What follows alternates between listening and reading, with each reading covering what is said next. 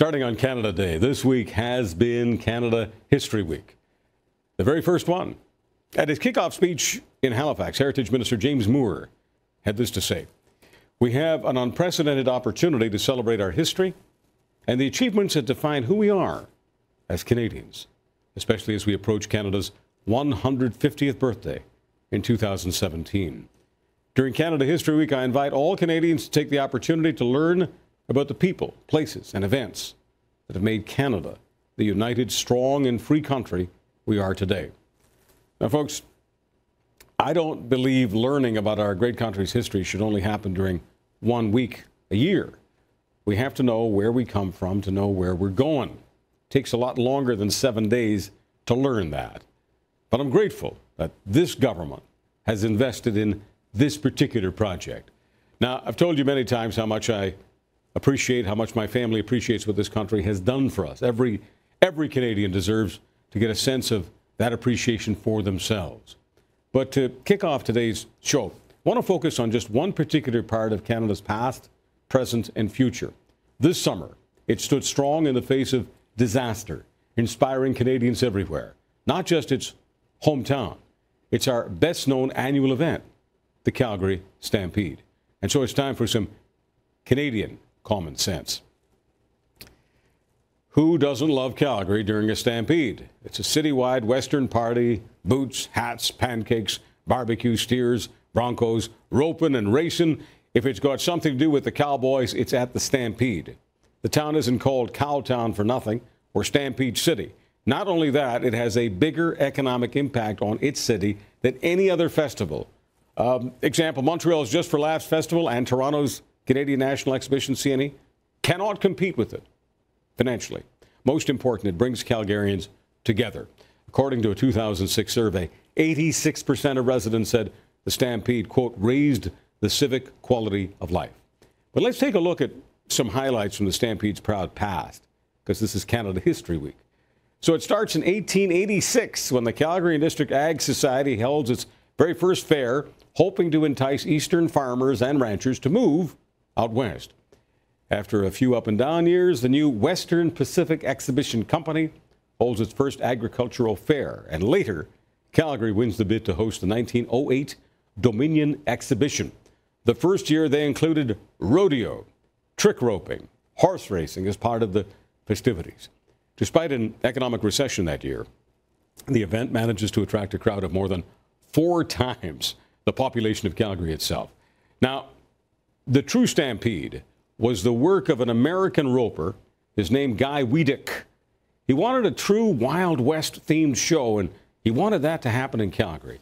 And that show was the 1919 Great Victory Stampede, held to commemorate the return of Canadian soldiers from World War I.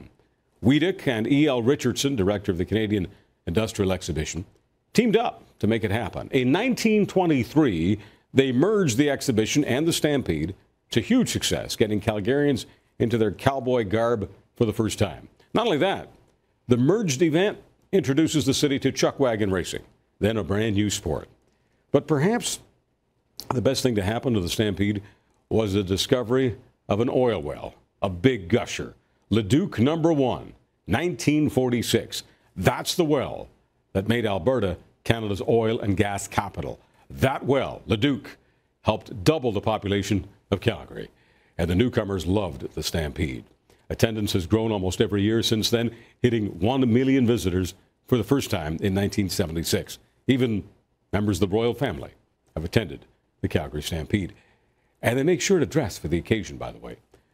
But if you ask me, the Stampede's proudest moment was this year, right after the devastation of the big flood.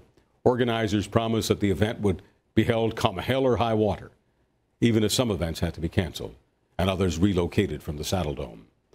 The parade moved to a different route.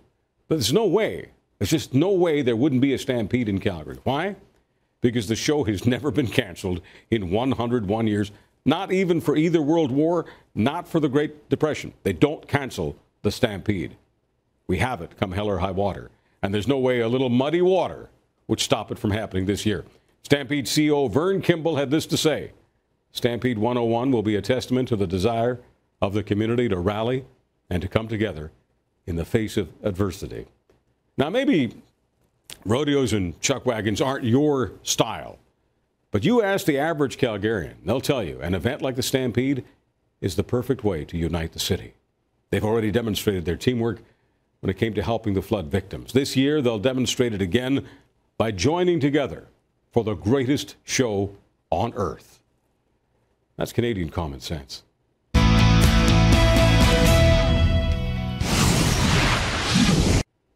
Tonight we're talking about Canadian history. One of my top Canadian stories, the story of the Stampede. Neither war nor depression nor flood could make the Cowtowners surrender. They have it, come hell or high water. But of course, there are hundreds of other stories that Canadians need to know. What do you really need to know about Sir John A. Macdonald? How about our military's contributions to the so-called Forgotten War, Korea? How about the Aboriginal role in the War of 1812? So it's time for some more Canadian war stories on and off the battlefield.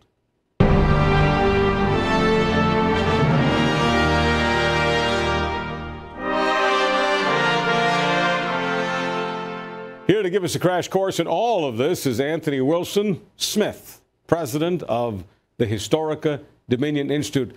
Anthony, we need to get you on more often. This is so important. And one of the reasons, that just before we talk about John A. Macdonald, the Aboriginal role in 1812, some other aspects of Canadian history, one of the reasons that we need you and we need your organization is because history just isn't taught in most parts of the country. Well, and you know, Charles, I got to say that people, in terms of this federal government, people can love them in some areas, get mad at them in other areas. In the history sector, they are great. This is National History Week, of course, which is one of the reasons we're talking today. It's a government determined to bring our past to everybody's attention. Just get people talking about it. No matter what you're feeling about different events, it's important to do that.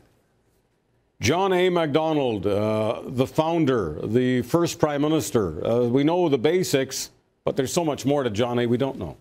Well, I know, Charles, and the thing is, it's not for me to lecture other people, but I find it frustrating. What American does not know that Washington was the first president, a great founder of their country?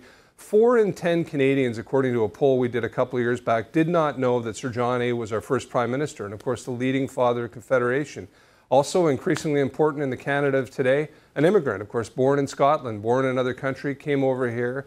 A pretty salty past over time. We know he liked the rum and he liked a lot of other things within, and he knew jail cells both as a lawyer and occasionally from being tossed in once or twice in his early 20s. So people who say our history is boring, they don't even know our first prime minister at all.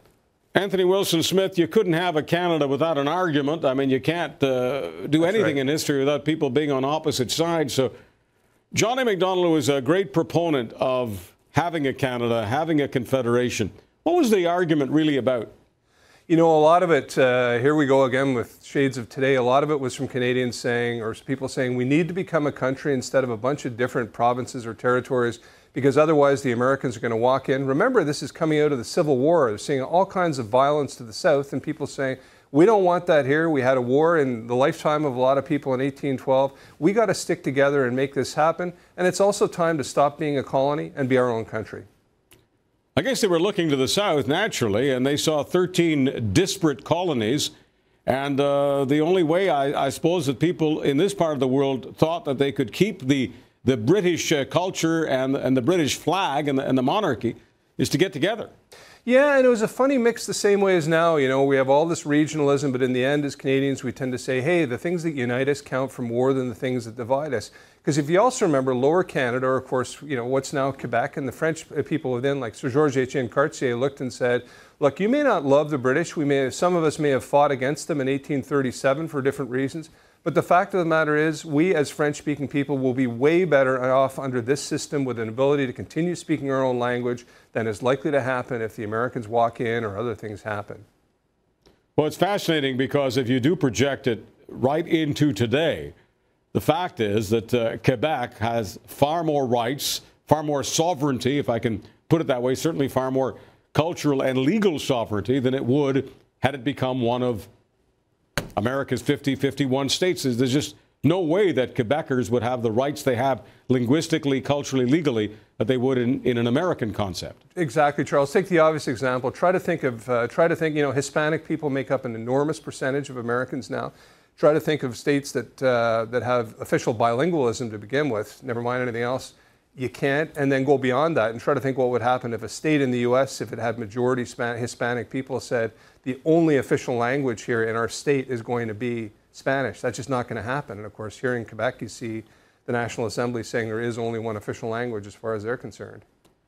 In 1812, there was a risk that this part of the world would fall to the Americans. We weren't a country yet. We were still Lower Canada, Upper Canada, the territories, all the rest of it. But I think we both agree, based on our study of history, that a great contribution to our cause, the Canadian cause, was the Aboriginal component, First Nations. Yeah, and here's the thing again, Charles, you know, we're a country that talks a lot about diversity and we focus on the elements that make us diverse, and that's all fine. But what we got to remember is the contributions different groups make to the greater whole again. So I had frankly not known until fairly recently that Aboriginal First Nations warriors made up fully 10% of the fighting forces on behalf of the British or pro-Canadian forces in 1812. And I'm happy to say we have a Heritage Minute out now that makes this point. At the crucial Battle of Queenston Heights, there were about 90 to 100 First Nations warriors who held off about 1,000 Americans long enough for the Canadian or British forces to get up reinforcements to turn the tide. And if that hadn't happened, all of history is different. Well, you know, much of the conversation today with respect to First Nations is dependency. And we want there to be less dependency because we believe you can't have prosperity unless you get away from dependency. At that crucial moment in Canadian history, we were all heavily dependent on the Aboriginal warriors. Yeah, we were, and and they looked and they said, hey, this is where we want to be. We want to be a part of this. We're going to fight for you. We really have a stake in this. And that's, that was a crucial defining point for both sides. All right, the so-called forgotten war, not forgotten by the Historica Dominion Society. Now, let's talk quickly, if we could, about what the Canadian contribution was to Korea. Well, it's etched in blood, Charles, as is always the case in a lot of wars. 25,000 Canadians fought in this conflict. It's 60 years since peace was declared, although it continued on in other ways. More than 500 lost their lives. We have a lot of veterans around today, fought in some of the toughest, most brutal conditions you could see. And if I may, if people go to our website, they can see a remarkable collection of color photographs from that era that give you a sense of that, where you see the puffs of smoke at enemy lines that are no more than about a stone's throw away. Terrible winter conditions, really remarkable. We meet many people in this country who've immigrated here from South Korea, and they're great Canadians, and they're grateful, like so many other immigrants, to Canada, not just because they're grateful for the economic opportunities they have in Canada to raise families, but because they have a good memory of Canada's contribution to South Korea. Absolutely and right, anyone who has anyone who has any doubt about our contribution, all we have to do is look at North Korea. We would know the entire peninsula would be like North Korea if it had not been for Canada and some other countries. North Korea is certainly the most backward country in that part of Asia. South Korea is certainly one of the most prosperous becoming in the world, where we benefit from their products all the time. And not, of course, Charles, unlike Holland, where you see visible reminders all the time of the contribution specifically that Canadian troops made there. A great sense of awareness of that continues to this day. Anthony Wilson-Smith of the Historica Dominion Institute, thank you for all the work that you and your crew do. Thank you so much. Great pleasure, Charles, and thank you for giving us this chance as well.